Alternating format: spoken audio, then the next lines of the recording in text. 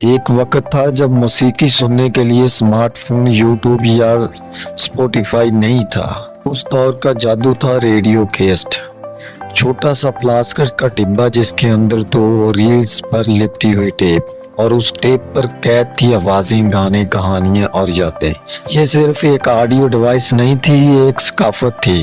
کبھی صبح سویرے دینی پروگرام، کبھی دوپہر میں ڈرامہ، اور کبھی رات کو فلمی گانے۔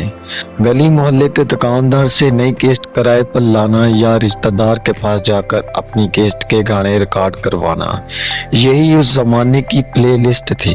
لیکن ریڈیو کیسٹ صرف تفریح کا ذریعہ نہیں تھا، یہ لوگوں کو قریب لاتا تھا۔ وقت گزر گیا اور آخر کار اسمارٹ فون نے سب بدل دیا۔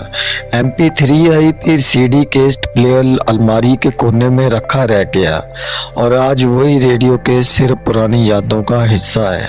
لیکن جو لوگ اس دور سے گزرے ہیں وہ جانتے ہیں کہ ریڈیو کیسٹ صرف ایک مشین نہیں تھی، یہ ایک یادگار احساس تھا۔ کیسٹ صرف تفریح نہیں تھا، یہ ایک یادگار ثقافتی علامت تھی۔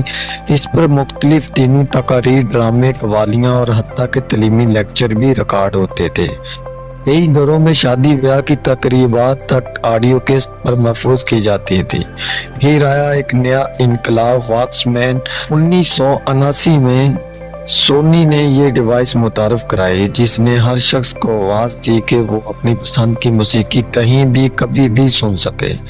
یہی وہ لمحہ تھا جب ریڈیو کیسٹ نے ایک ذاتی تجربے کا روپ ڈال لیا، مگر وقت کے ساتھ ساتھ ٹیکنالوجی نے رفتار پکڑی۔ 90 کی دہائی میں CD نے آڈیو کیسٹ کی جگہ لینا شروع کی، پھر آیا MP3 اور ڈیجیٹل ورلڈ نے سب کچھ بدل دیا۔ کیسٹ ریکارڈ دکانوں سے غائب ہونے لگے اور آج صرف پرانی یادوں میں زندہ ہیں۔